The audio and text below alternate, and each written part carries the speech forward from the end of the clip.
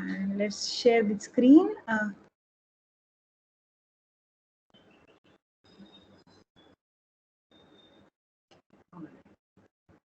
So do you see lecture 16 at your end?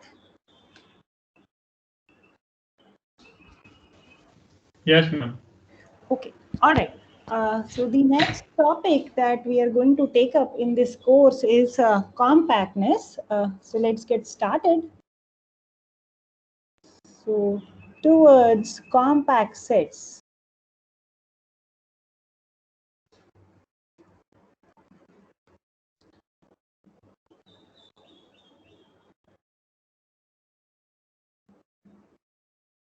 Okay, all right. So what is a compact set? Yeah, so let's see. So let Xt be a metric space. We start with a couple of definitions. So we all remember what is a metric space. And let E be a subset of X. Okay, an open cover. So I'm trying to define what is an open cover of a set. An open cover of a set E is a collection of sets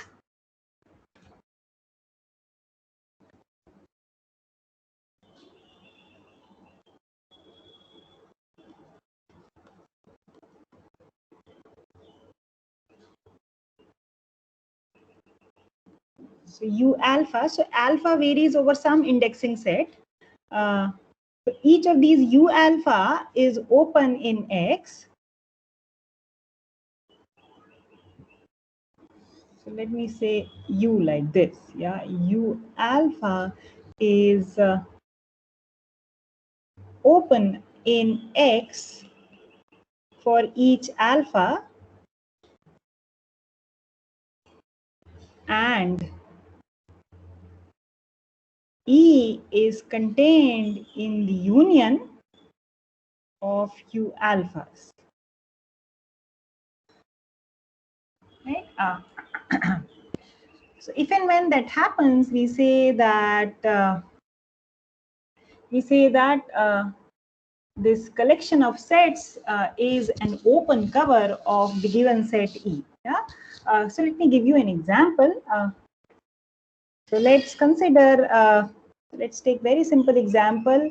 So let X be the real line, and let's take D to be the Euclidean metric.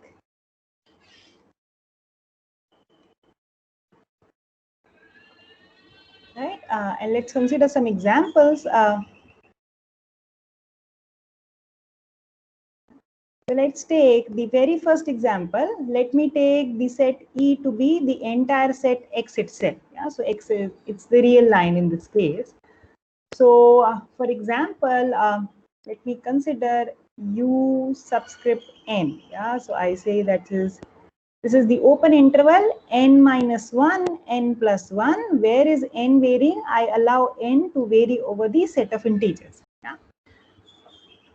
So for each index n, clearly U subscript n, we have seen this that U subscript n is open with respect to the Euclidean metric, correct? It's a neighborhood of each of its points, and the entire real line, if I take the union over n, yeah, so all we need to check is for each index n, yeah, so mind you, n is allowed to vary over the set of integers, yeah, not just natural numbers.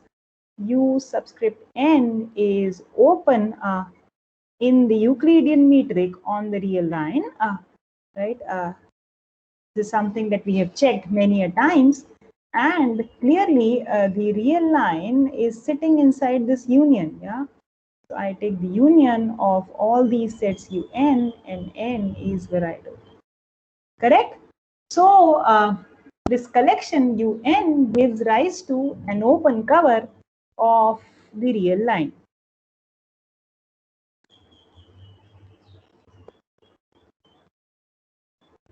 So there's no uniqueness here. This is just one example. You can construct many open covers. So, over here, the metric is again important. It's an open cover of the real line with respect to the Euclidean metric, yeah, because we demand that each U subscript n is open with respect to this metric. If the metric changes, then we don't know, yeah, we have to check. Is this okay?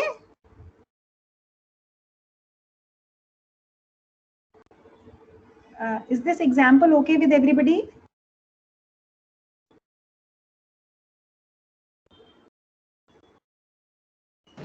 Yes, ma'am. Yes, okay. So let's take one more example because this is a new concept. So let's continue working with the real line with the Euclidean metric, and let's take E to be the closed interval 0, 1. Yeah. Okay. So in this case, let me take UN to be again. Let's consider minus 2 by n and 2 by n. And where should I allow n to vary?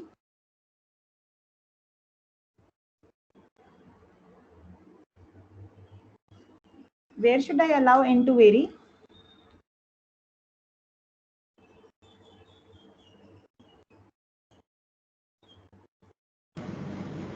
And it doesn't Natural even. numbers. Yeah. Yeah, you can take natural numbers, but even n equal to 1 and n equal to 2, this will suffice, isn't it?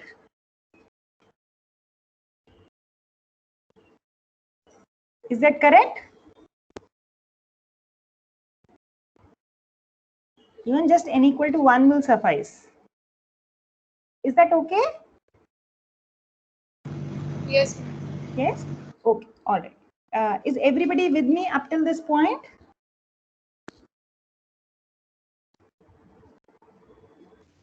Yes, ma'am. Okay, all right. So let's move on to the next definition. So the next definition, having understood what is an open cover, let's define what is, so given an open cover, what is a subcover? Yeah. So given an open cover,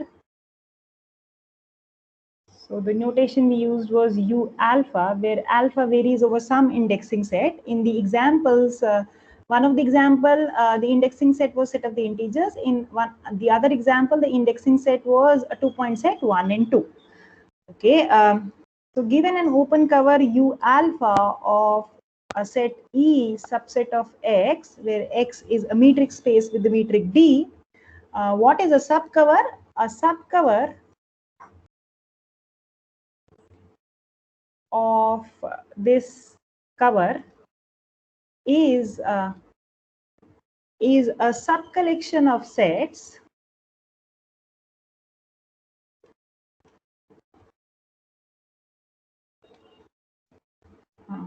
from this open cover that covers E.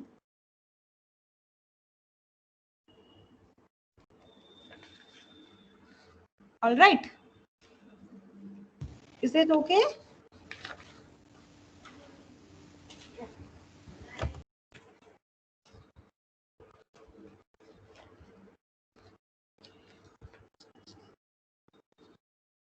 Everybody with me up till this point? Is this okay?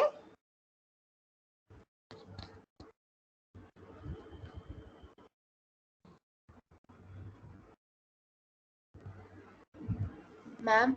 Yes, please. Ma'am, can you explain the last line that you have written? Okay, so what is it? So for example, if you look at example 2 here, which I think you can see on your screen. So then given this collection UN, for n equal to 1 to 2, n1 equal to 1 and 2, given this set E as closed interval 0, 1, I can take the subcollections that covers E as just the set U1, right? That will still cover E. Okay, ma'am. Yeah, but if I consider U2, that will not cover E. The U2 alone is not a subcover of this collection given open cover, but U1 alone is a subcover of E as far as example 2 is concerned. Okay, ma'am. Correct? Is that okay? Yeah? Everybody with me? Any further questions?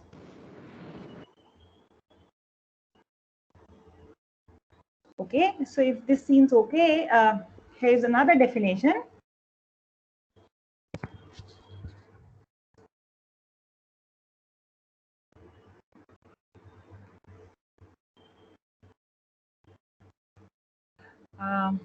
A subset.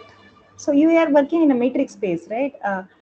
X over here denotes a metric space with a metric D. A subset K, a subset of X, is said to be compact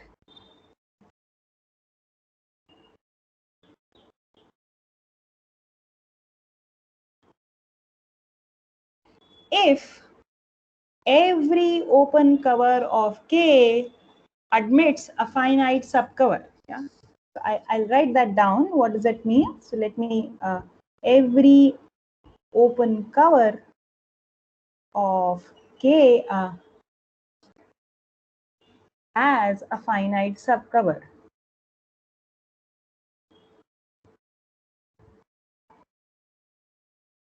Yeah. So what does it mean? This means that this is to say that if U alpha is an open cover of K,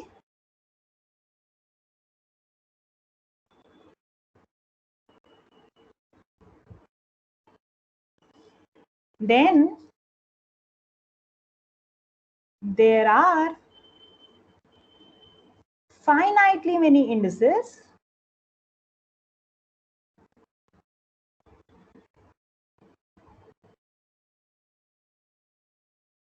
alpha 1, alpha 2 up to some alpha n naught such that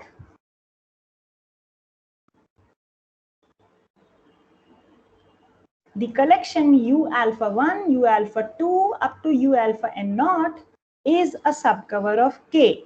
Yeah, that exactly means that K is contained in the union U alpha 1, union U alpha 2, union U alpha 3, union all the way till U alpha n naught. So you start with any arbitrary open cover of K, you should be able to extract a finite subcover of that with respect to that cover. Yeah? Which means that there must be a finite subset of the indexing set such that, so over here I'm writing those as alpha 1, alpha 2, alpha naught, such that K is contained in the union U alpha 1, U alpha 2 up to U alpha naught. Yeah? So this finite subcover, this finite collection of sets is actually a subcover of K. So let me sort of do this definition one more time. Yeah, somebody had a question?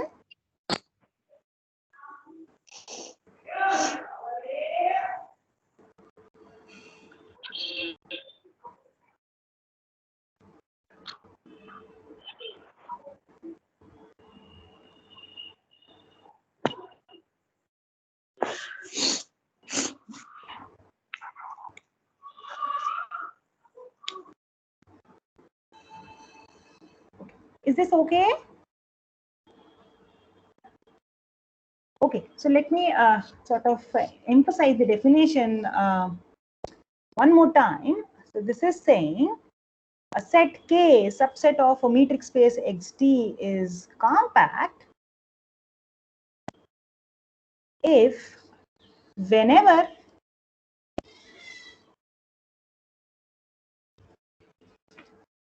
K is contained in the union of a collection U alpha of open subsets in XD,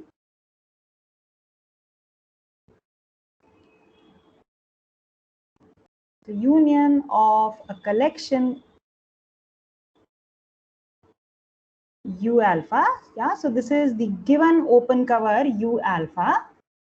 So each of them are open subsets in the metric space X. So this is collection U alpha of open sets in XT. What does compactness demand? Compactness demands that this collection, this open cover, admits a finite subcover. Then the set K is necessarily contained in the union of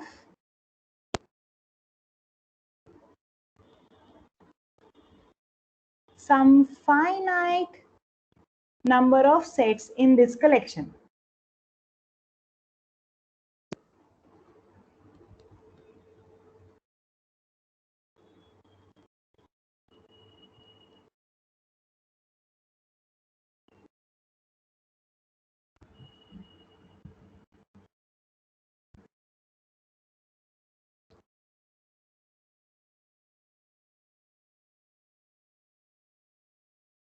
Is this okay? Does this make sense to everybody?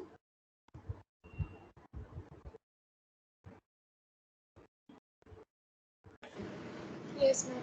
Yes? Okay, excellent. So let's sort of run over it one more time. So in order to prove that a set is compact,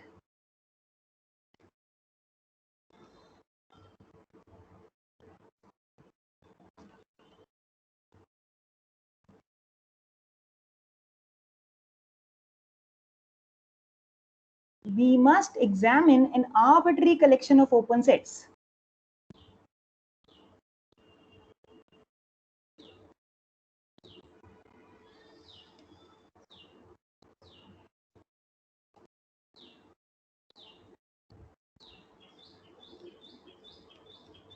So you examine an arbitrary open cover of the set K. Yeah, so you examine an arbitrary collection of open sets in the metric space XT whose union contains K. Yeah, this is exactly saying that this arbitrary collection is an open cover of the set K. Yeah, and what is that we want to show? We want to show that K is compact. So what is that we are required to show? We are required to show that K is contained in the union of some finite number of sets from this collection. Yeah, so K is contained in some finite subcollection.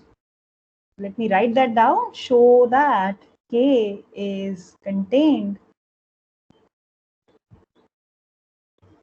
in the union of some finite number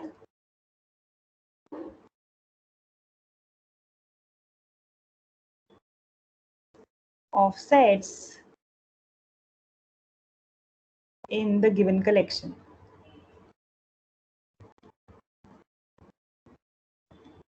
Is that all right?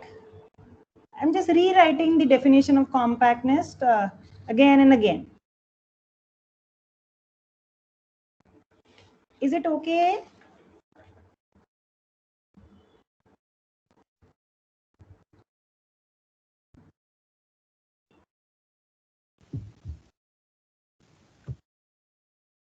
Yes, ma'am. Okay, Yes, excellent. yes, ma'am. Excellent, excellent. All right.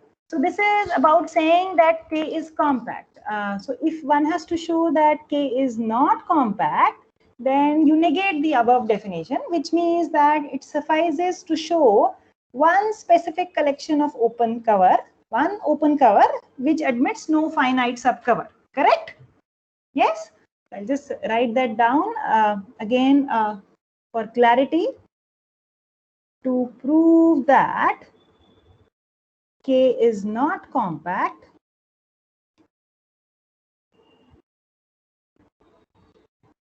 it is sufficient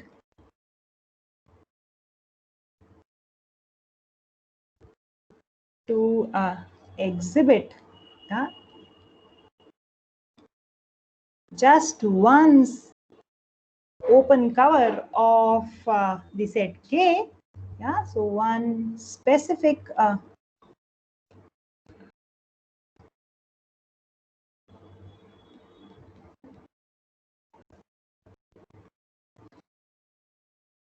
of open sets. So looking at one specific open cover means some collection of open sets whose union contains K.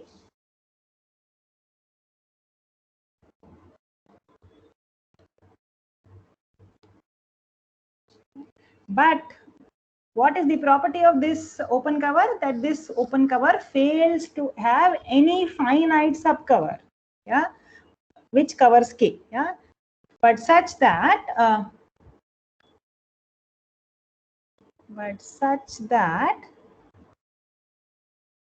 union of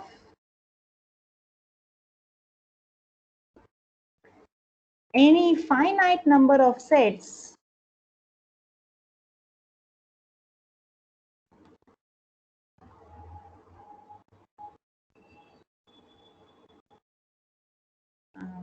in this collection G alpha does not contain K.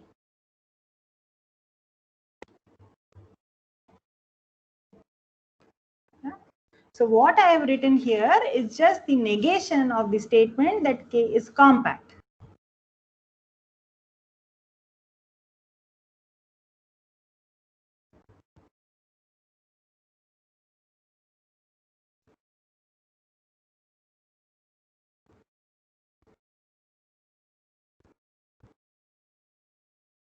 Is this correct?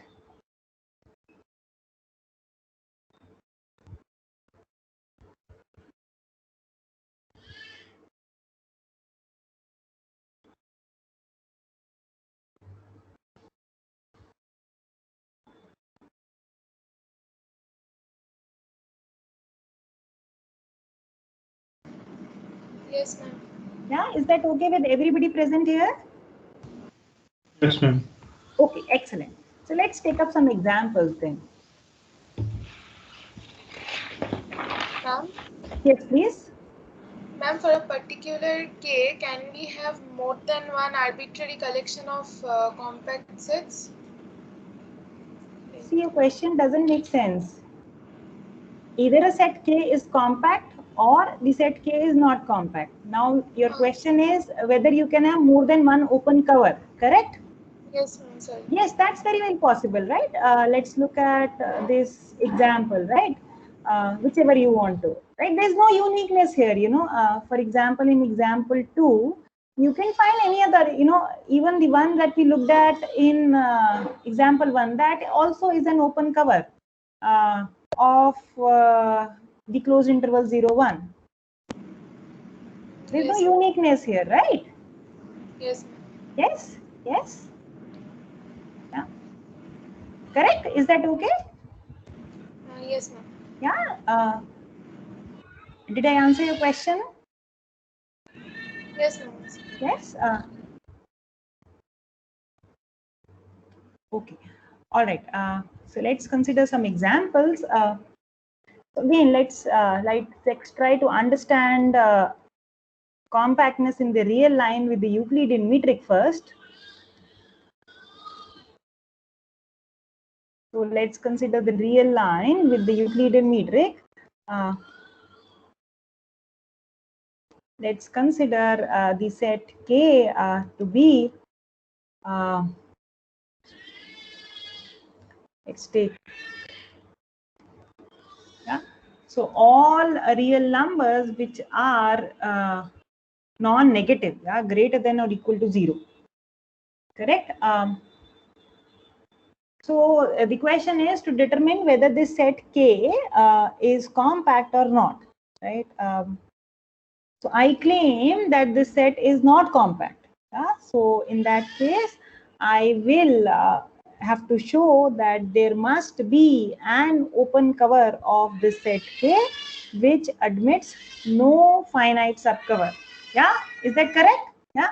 So let's consider the following open cover of this set K. Yeah. So let's consider U subscript n as -1n, where n is allowed to vary in the set of natural numbers. Now, for each index n, U subscript n is an open interval, and hence we have seen that this is open with respect to the Euclidean metric, right? Now, clearly, if I allow little n to vary over the set of natural numbers, and I take the union of these UNs, then that certainly contains the given set K. Correct? Is that correct? Yes. So this collection, so please check that this collection of open sets actually gives an open cover of the given set K. Yeah, is an open cover of the given set K in this example, right? Is that correct? Excuse me, ma'am. Yes, Ma'am, please. could you repeat this example again? Yeah. So I'm saying let's consider K to be this set close 0 open infinity, which means that yeah, so this is all real numbers which are non-negative, right? So the question is, the example is to determine whether this set K is compact or not, right? So my claim is that K is not compact, and I am trying to justify my claim, right? So if I have to show that K is not compact, as we discussed upstairs, I am going to show that there must be an open cover of the set K that has no finite subcover. Yeah, is that okay? Yes, ma'am. Yes. So then I'm saying let's consider the following open cover. Yeah. So let's consider U subscript n. This is the open interval -1 to n, where what is little n? Little n is some fixed positive integer, right? So so each of these UNs, these are open intervals in R, right? So they are open sets with respect to the Euclidean metric. And if I take the union over these UNs as little n varies over the set of positive integers, that certainly contains the given set K, isn't it? Yeah. Yes, ma'am. Yes, Yeah, ma'am. which means that this collection is actually an open cover of the set K in the language that we just discussed. Correct? Okay. Is that okay? Yes, ma'am. Yes. Now, what is that I want to say? I want to say that this particular open cover of the set K has no finite subcover. If I do that, then I would be done. I would have established that there is an open cover having no finite subcover. That would mean that K cannot be compact. Correct? So, meaning, does the sort of line of action seems okay to everybody? Everybody with me? Yes, ma'am. Yes. So I'm going to show that this open cover has no finite subcover. Yeah. So that means that there is no finite subcollection of this sets UN that would cover the set K, right? Suppose not. Suppose this is not the case. Yeah.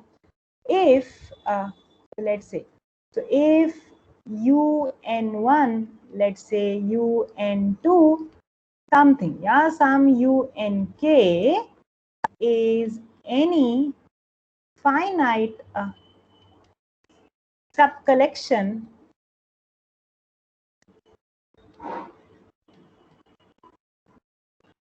of UNs, right? So let's look at any possible finite subcollection of these sets, right? Now I claim that any such finite subcollection of these sets UNs cannot contain K. That's my claim, right? Right. So then let's look at this, right?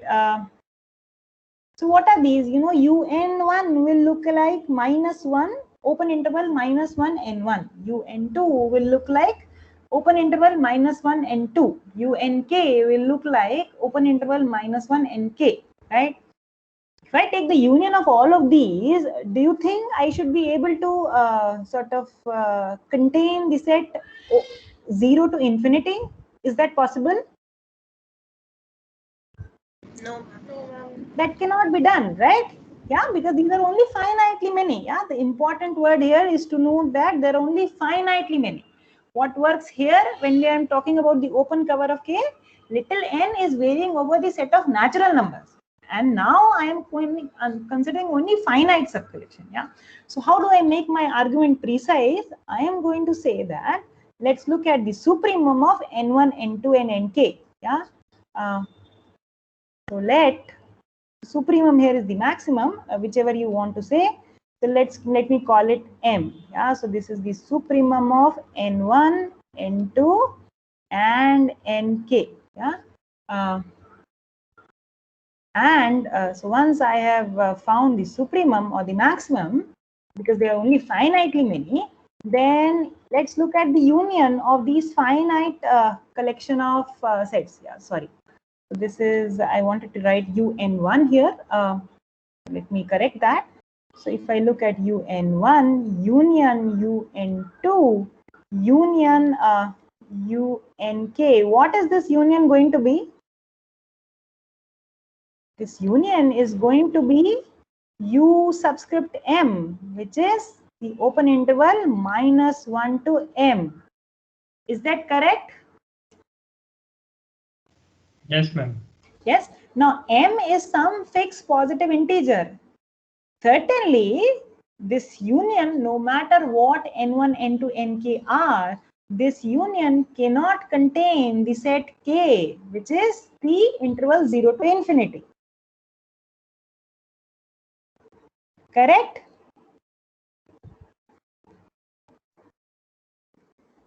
Is that okay? Yes, ma'am. Yeah, Yes. so what is that I have tried to show? No finite subcollection of this given open cover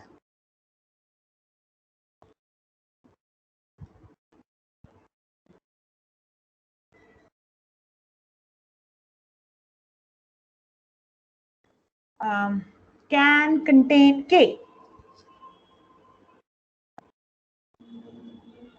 So I should say the union of any finite subcollection. Yeah, let me just sort of reword my sentence. So the above observation just validates this claim that, I'll just say, hence the union of any finite subcollection of UNs cannot contain K. Yeah, conclusion. It follows that from the definition that K is not compact. This is not compact.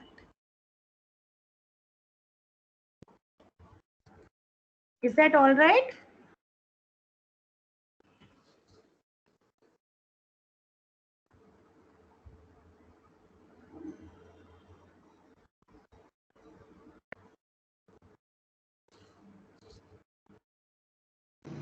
Yes, ma'am. Yes, is that okay with everybody? Yes, ma'am. Excellent. Okay.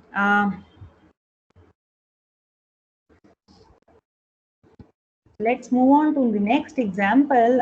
If this is okay, let's do this. Yeah.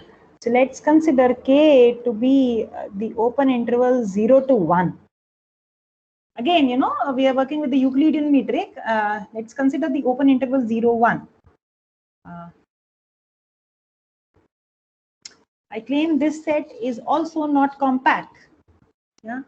So if I have to show that this set is not compact, then what do? Again, you know, as before, I have to give you an open cover of this set which has no finite subcover. Correct?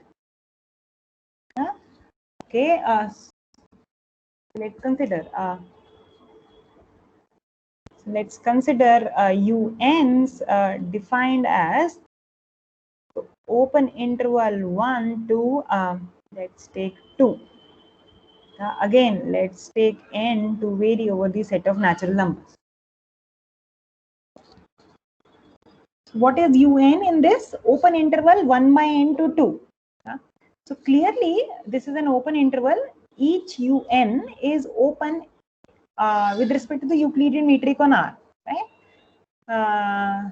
So does this collection of sets, if I allow little n to vary over the set of positive integers, does that cover K?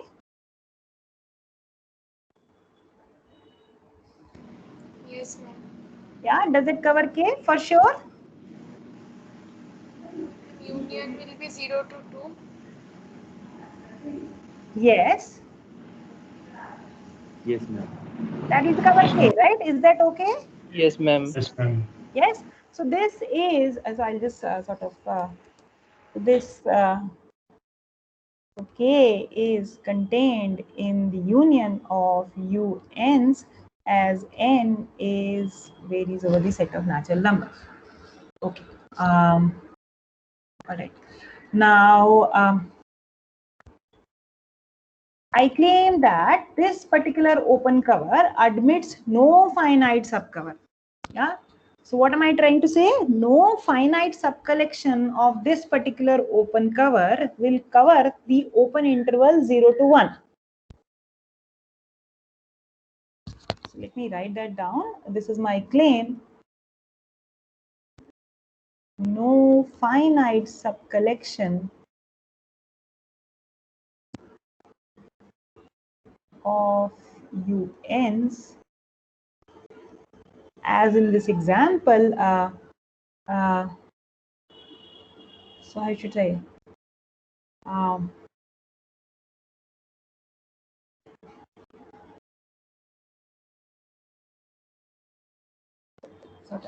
let me sort of be careful here. I'll write that union of any finite subcollection of this collection will not or cannot contain K.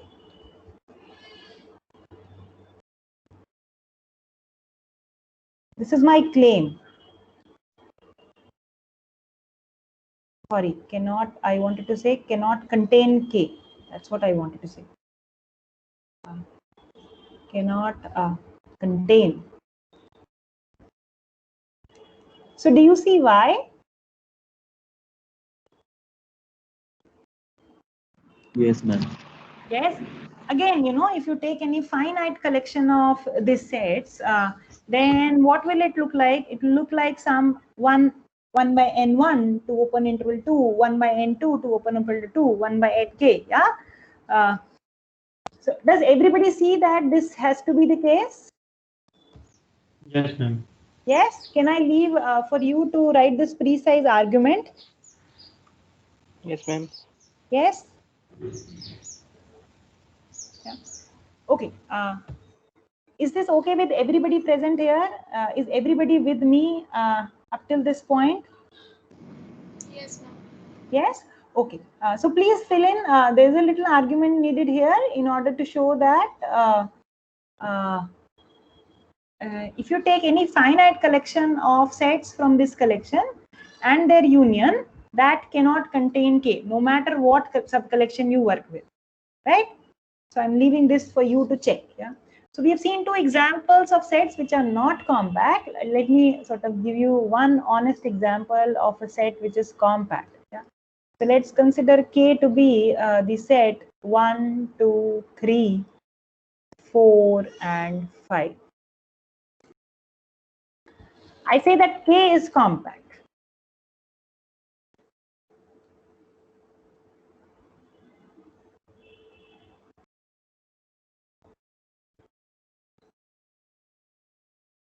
Why is that?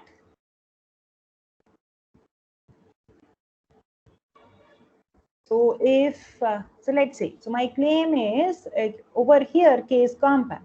So let's consider any arbitrary collection of open subsets of in the Euclidean metric which cover K. Yeah, so let U alpha be any arbitrary open cover of the given set K.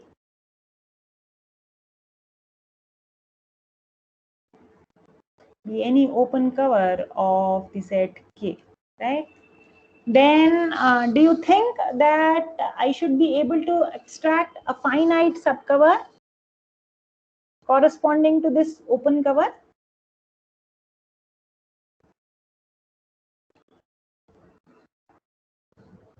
Yes, ma'am. Yes. So what is the fact that I am using here?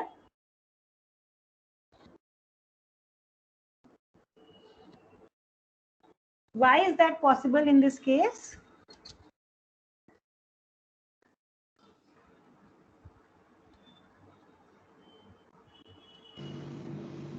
And because K is finite. Because K is finite, right? So you can actually use the same argument to show that any finite subset of R is compact. Correct? Thank you so much. Yes. So what is the argument here? If U alpha is any open cover of the set K, suppose that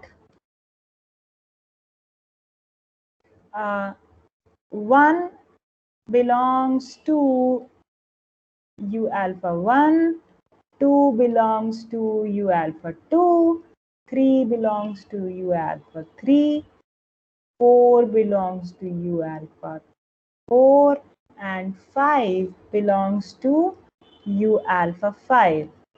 So if that happens, then U alpha 1, U alpha 2, U alpha 3, U alpha 4, and U alpha 5. This is a finite subcover corresponding to this cover, is a finite subcover for K. And hence K is compact in this example.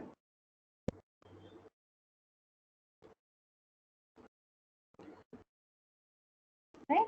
And you can repeat the same argument to say that any finite subset of R is compact. Is that okay? Yes, ma'am. Yes. So I'll just write that down, example 4, and leave it for you to check that any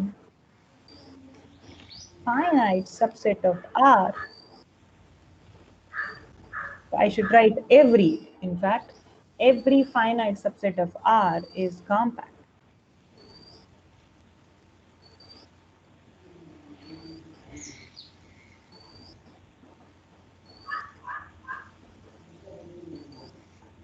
Yeah, please note that we are discussing all these examples when the real line is equipped with the Euclidean metric. If you change the metric, things may change. Okay. Any questions so far? Is this okay?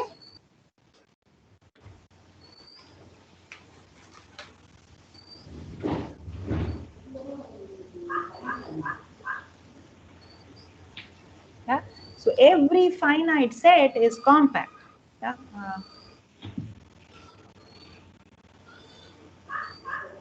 Okay. So why are we so interested in compact sets? It turns out that compact sets share the most important topological properties enjoyed by finite sets. Yeah, we will see how and in what manner a little later. Yeah, so but for now, let me try to give you an honest example of an infinite compact set. Right.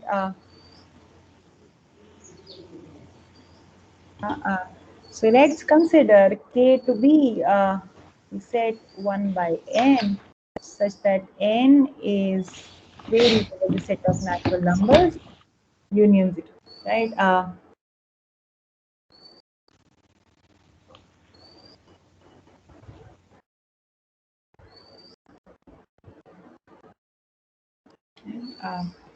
This is an infinite set, and I claim that this is compact. So in order to justify my claim, I should start with considering an arbitrary open cover of this set. But before that, let me do the following. Yeah. So let's see. So what is this? The set, elements of this set: 1, 1 by 2, 1 by 3, 1 by 4, so on, union singleton 0, right? Let me sort of analyze what is happening here. Yeah? So let's look at the sequence 1 by n. Yeah, so this is some sort of investigation going on. What is happening here? Yeah. So 1 by n, we all agree, tends to 0 as n tends to infinity, right? Which means that, so let's recall. Yeah. So if I write it down in epsilon delta definition, what does it mean? It means that if you fix some epsilon positive, so let's call epsilon naught positive, then corresponding to this epsilon naught, there is some fixed positive integer n such that something happens, such that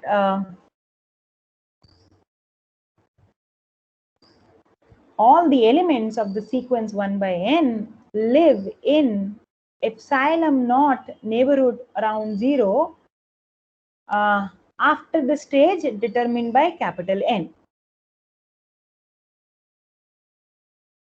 Is that okay? So this is saying, this is exactly saying, right,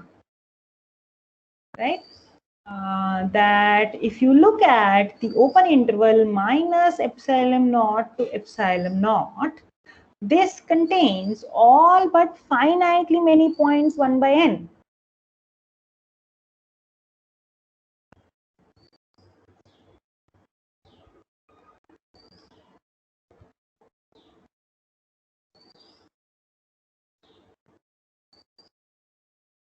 Right? The ones which are perhaps outside these intervals are 1, 1 by 2, 1 by 3, 1 by capital N minus 1. Is that correct?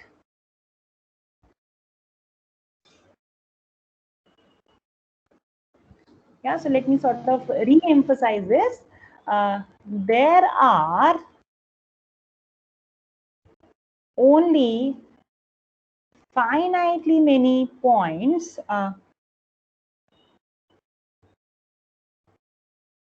1 by n outside the interval minus epsilon naught to epsilon naught. Everything else, all other points 1 by n are contained in the interval minus epsilon naught to epsilon naught.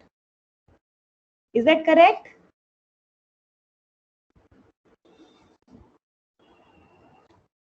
So if I draw a picture here, over here is 0, this is minus epsilon naught, and this is epsilon naught. Then perhaps there are only finitely many. So then maybe, perhaps, 1 by 2, and, 1 by n minus 1. All else, everything else is inside this interval. Is that correct? Is everybody with me?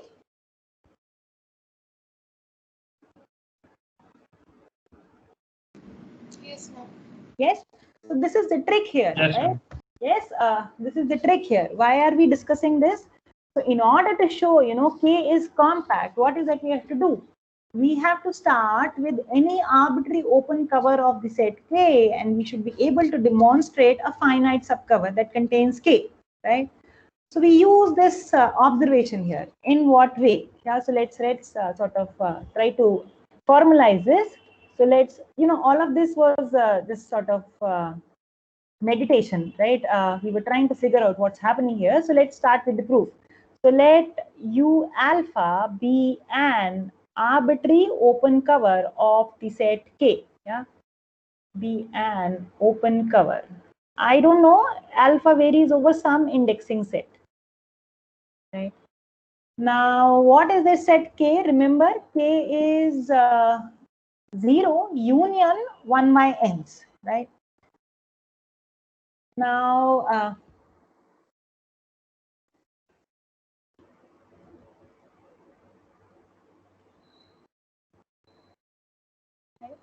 now 0 is a point in K, so 0 must belong to one of these U alphas, right?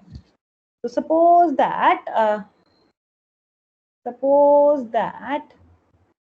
0 belongs to the set U alpha naught, right? Is that correct? Is that okay? Everybody with me up till this point?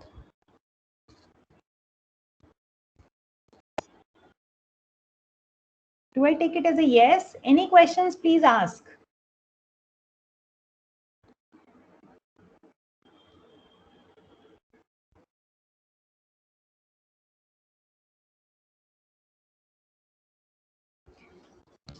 So I assume the silence means yes, and shall we go ahead? Yes, ma'am. Okay, all right. Now let's recall that U alpha naught is open in the metric space XT. Yeah, so over here it's a Euclidean metric. So U alpha naught must contain a neighborhood of the point 0. Yeah, which means that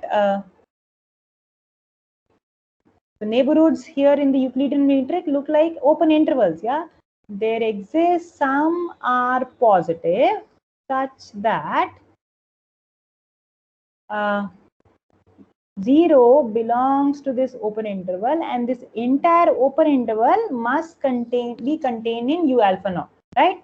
Why is this? Because U alpha naught is open, so it contains a neighborhood of the point 0, right?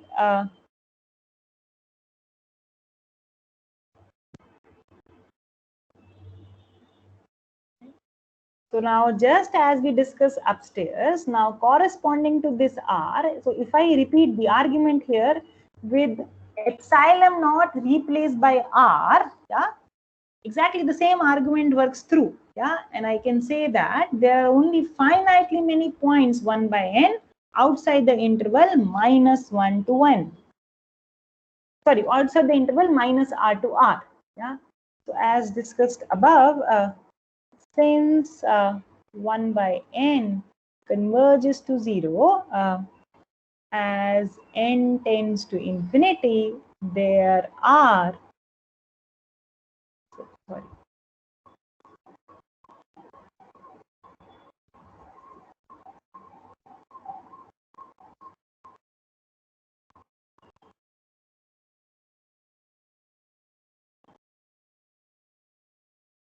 only finitely many points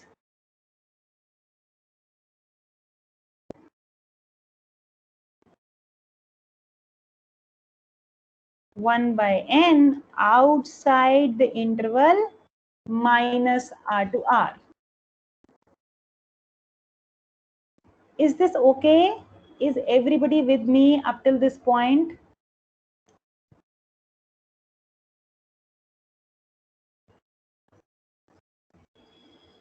Yes, ma'am. Yes? Yes, ma'am. Okay, all right. So let's sort of call those points. So let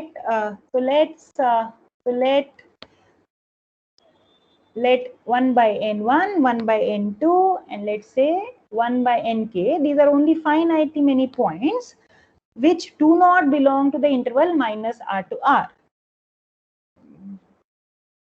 Do not belong to minus R to R.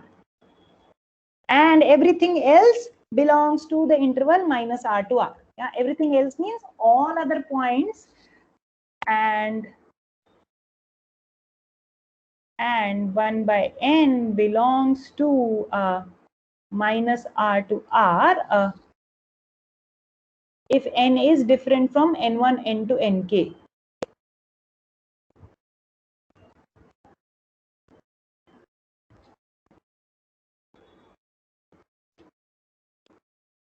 For all n not equal to n1, n2 up to nk. Is that correct?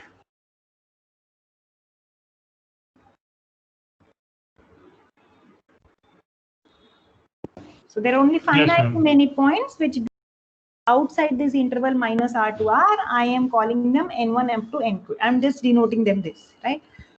So again, let's go back. So U alphas were open cover of the set K. So K is contained in these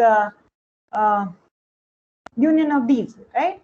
So in particular, these points 1 upon n1, 1 upon n2, 1 upon nk, all of these are contained in this union.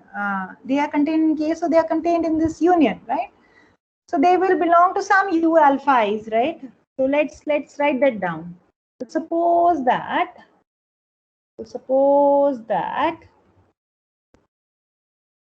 1 upon ni belongs to the set U alpha I for I equal to 1 to k, right? So if that is the case, then evidently I claim that if I look at the sets, which sets?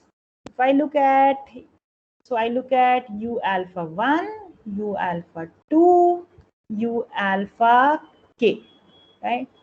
So what are these? These are open sets, and each of them, so U alpha 1 contains 1 upon n1, U alpha 2 contains 1 upon n2, and U alpha k contains 1 upon nk.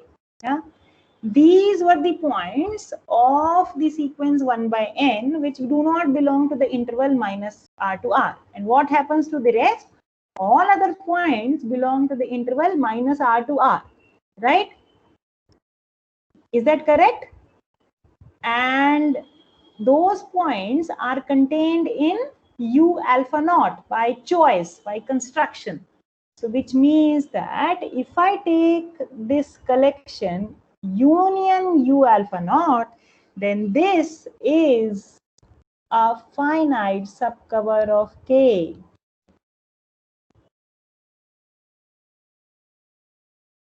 And hence K is compact.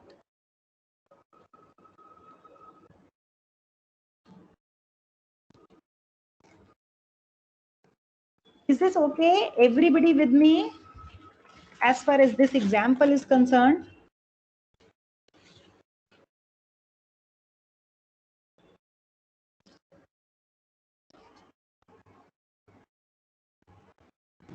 Yes, ma'am. Yes, does everybody follow this? What is that we did here? What worked? And this is a sort of a very special trick that comes very handy, worth mastering. Is everybody with me up till this point? Yes, ma'am.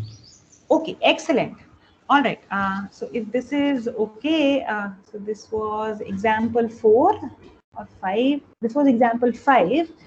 So let's move on to the next example. Example 6.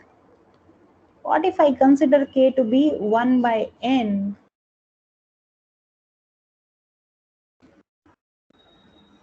So K is 1 by n as little n varies over the set of natural numbers. I don't have the point 0 now. Then again, the question is same. Investigate whether K is compact or not.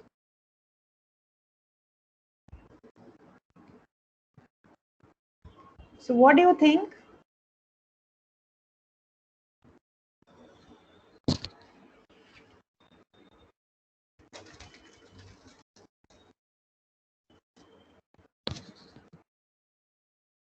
Question, is K compact? In this example. Yeah. So it turns out K is not compact. I would like you to sort of work through this. So try to construct an open cover of K that admits no finite subcover.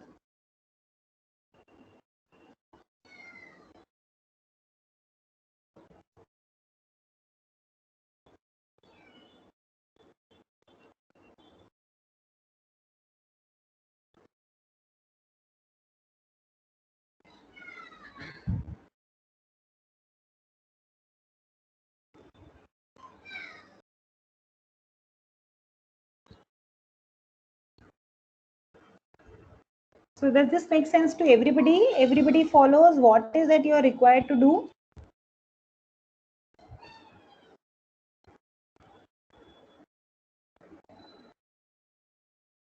So you are required to construct an open cover of the Ket set K, admitting no finite subcover. Once you are able to do that, you would be able, this is exactly showing that the set K is not compact by the definition. Is that okay? Yes, ma'am.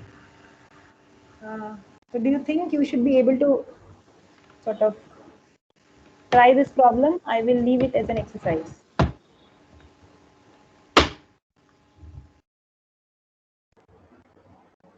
So please try that. If there are questions, we can always take this up later. Is this okay? Can I leave this for you to try for the moment, at least at the moment?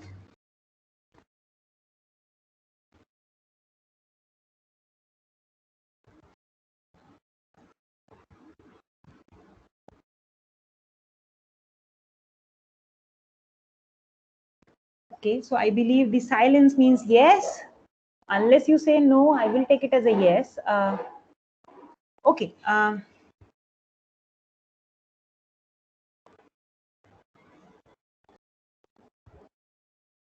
Let's move on to next observations. Please stop me if there's a question.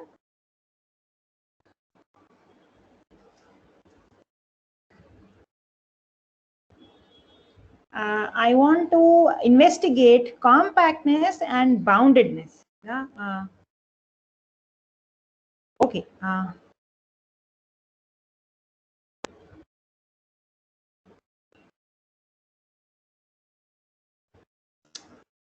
So here is a proposition.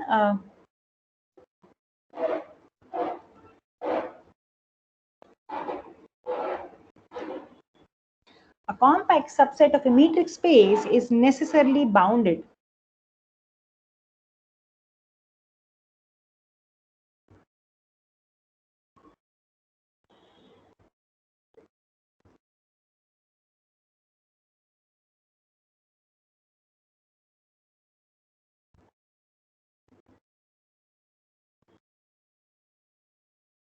So if K is compact, then K is bounded.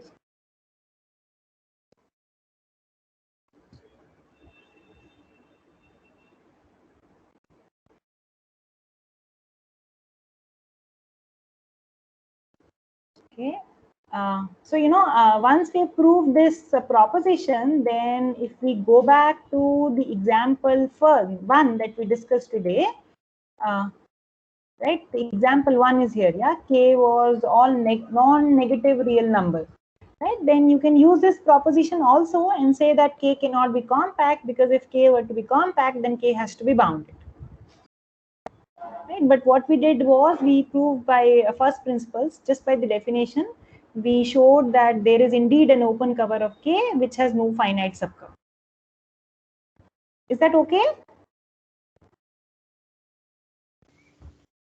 Yes, ma'am.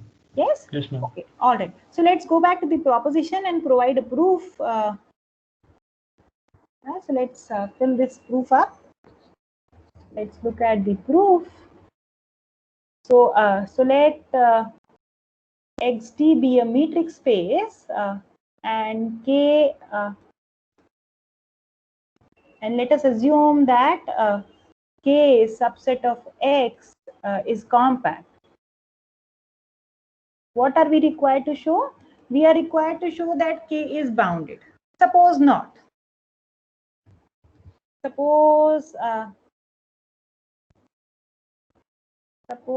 that K is not bounded. Yeah, let if possible. On the contrary, we suppose that K is not bounded. Yeah. So we want to arrive at a contradiction somehow. What is the only thing that we know? We know that K is compact. So let's use that. Yeah. So let's fix a point. So let's fix a point Q in X. Yeah, and let's consider sorry, let's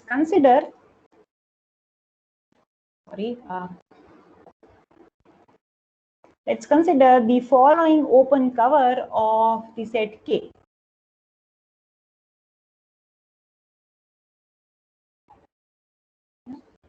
So what am I doing here? I am going to look at balls with respect to the metric D, centered at Q, radius N, yeah, where little n is allowed to vary over the set of natural numbers. Okay.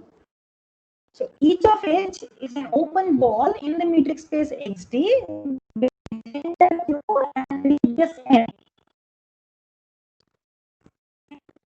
If we take the union over the set of all natural numbers, then certainly the union would contain K. Correct? So this is an open cover of the set K. This collection of sets, as I allow little n to vary over the set of natural numbers, is an open cover of the set K. Now K is given to be compact, so by definition, so let's note down. Then let me note down this first, that this, as n varies over the set of natural numbers, is an open cover of the set K. Right? And now K is given to be compact, so which means that this open collection has a finite subcollection that covers K. Yeah. So there is a finite subcover of K corresponding to this open cover. So let me write that down. Since K is compact,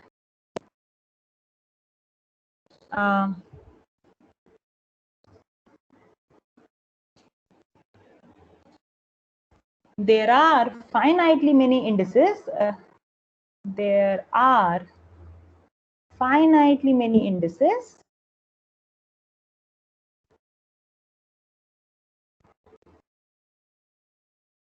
n1, n2 up to, let's say, nk, such that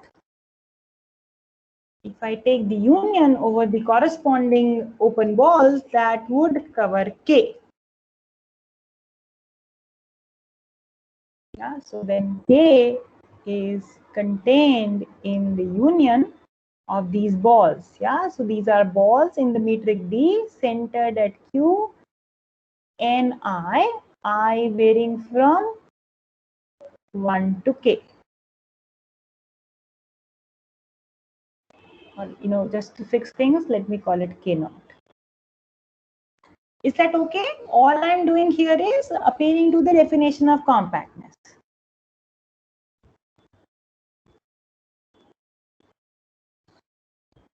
Is everybody with me up till this point?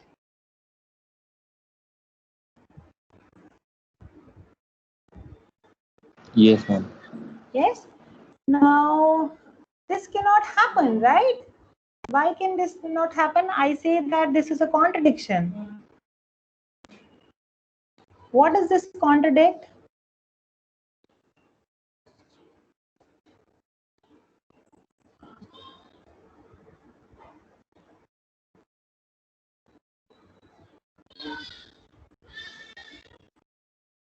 So what does this contradict?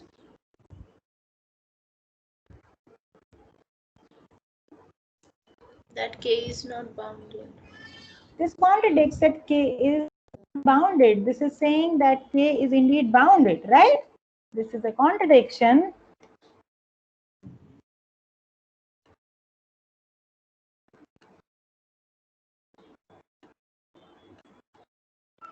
To the assumption that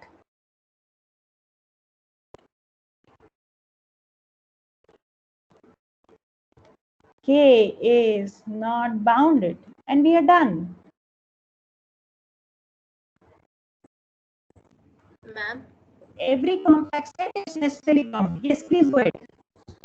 Ma'am, why are we considering n means natural number? We could have taken anything, right? You can have taken anything, yes. But this helps to visualize that's by or something sort of that. You can take something else if you like. There's no hard and fast thing here. You can, what else do you like to do here? Instead of n, what do you want to do? Which set would you like to consider? You can also take r if you want. You allow little n to vary over the set of real numbers, positive real numbers. Okay, ma'am. Right? Because I'm considering balls, so I should take, positive radius. The same argument will work. Okay. Right? Yeah. A is compact. You start with any arbitrary open cover that will have a finite subcover, right? All I have to do is, the only thing that I have here is boundedness assumption, right? So somehow that has to be worked around. So there's no sort of uniqueness here and there. You can sort of look at something else which does the same work, and that should work fine.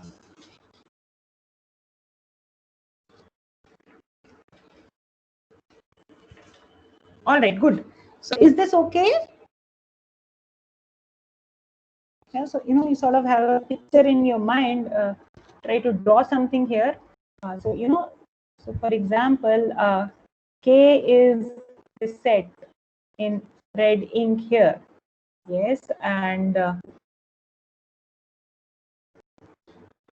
what is it done? We fixed any point Q which may or may not belong to the set K. And what is that we did? We considered balls of increasing radii. Yeah? So maybe something like this. This is one such ball, and blue. Yeah. So this is another such ball.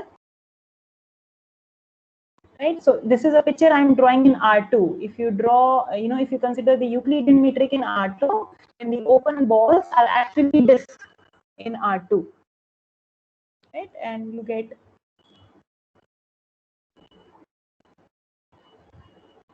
something like this. Right. So you choose a different color. See, drawing things helps you hook up proofs on your own.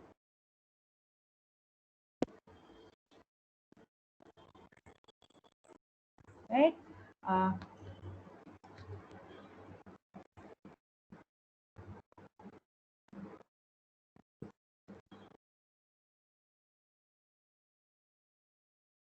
And one more. Sorry, in yellow color. So as you draw larger and larger balls, all of that will engulf this red picture, which is the compact set K, right? And since K is compact, there must be some finitely many which are enough to cover K. That's all I'm trying to say. Is that okay? Okay, so if there are no further questions, then let's move on to the next thing. Okay, all right. So here's the next proposition. See, once we are able to sort of do these simple results, then we would be able to construct many more interesting examples and see some applications of compactness. So again, let Xt be a metric space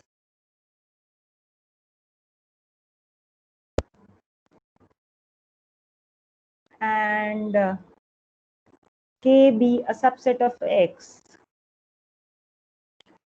If K is compact, then K is closed.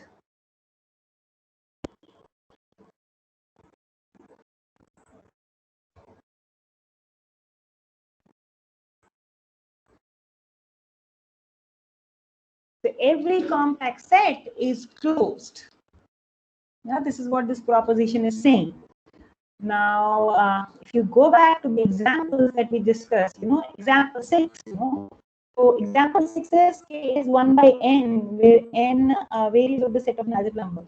This cannot be compact. Why? Because 0 is a limit point and 0 does not belong to this set.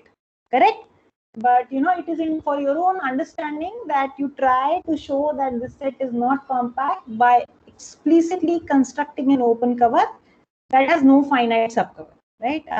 Of course, you're welcome to use this one, that will help you go a little way along the way if you sort of work through the definitions also.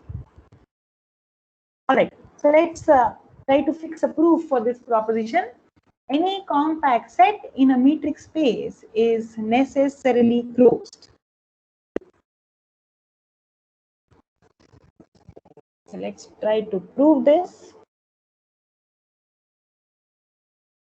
So in order to show that K is closed, we will show that that the complement of K is open.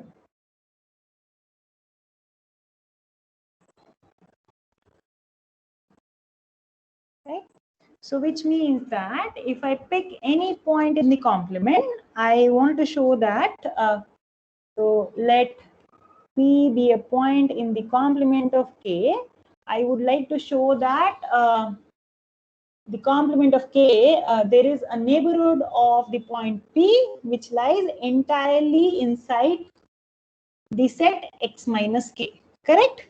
If I am able to do that, that will show that K is compact. Sorry, K is closed. Is that okay? Yes, ma'am.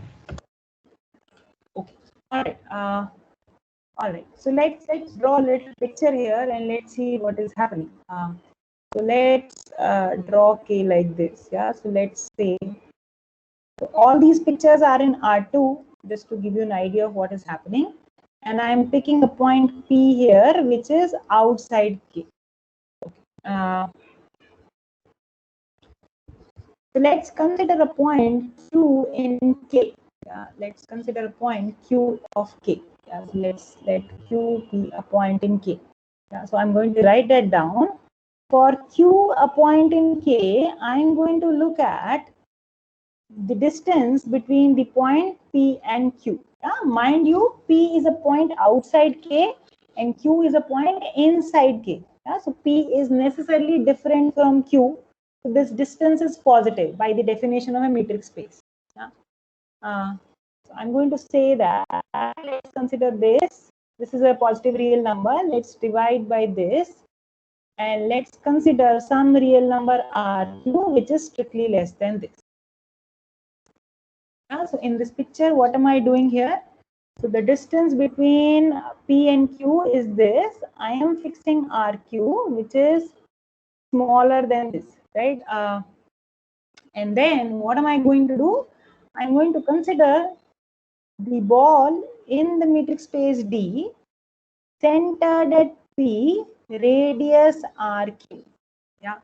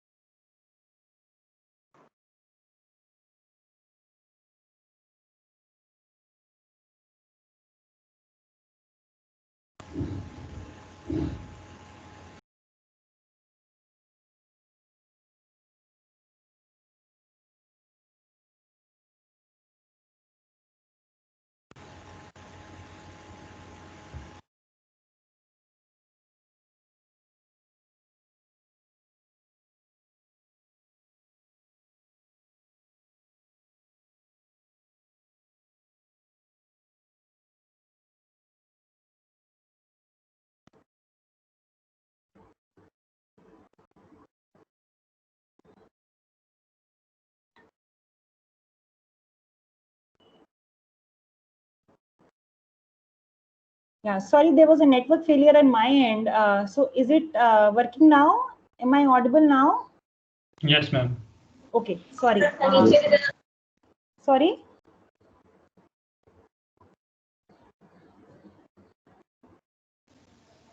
Ma'am, you are audible.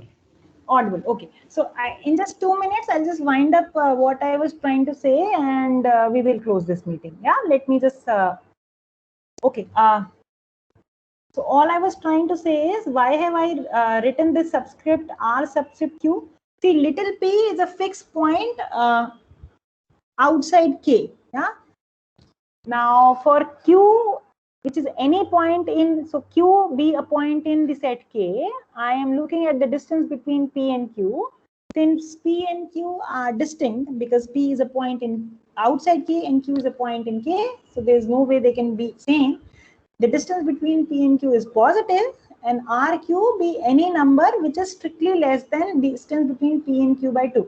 Now, as Q varies in K, this number RQ will vary. Yeah, so in this picture, for example, let me use a different ink. So for example, I may have Q here, right? And in that case, I can draw something like this also.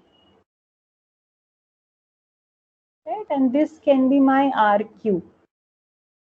Is that okay? P is fixed, but Q is allowed to vary over the entire set K. Right? And that's the reason I am denoting a subscript here, R subscript Q. Yes. So all I wanted to say was, let me just finish this little statement.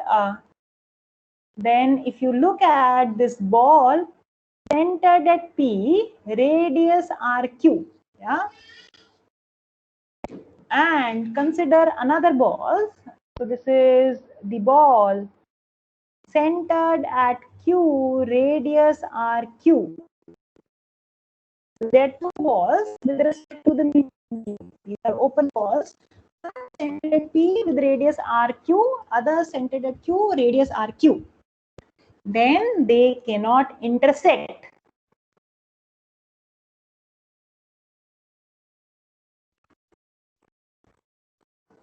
Does everybody see that? This is because of the way we have chosen the radius of these balls. RQ has been chosen to be strictly less than the distance between 1/2, the distance between P and Q. Is that correct? Does everybody follow this? Yeah. So I think I'll just stop right here for today, and we continue from this point next time. Is that okay? Yes, ma'am. Okay, ma'am. Okay. All right. All right. Thank you so much for your time and patience.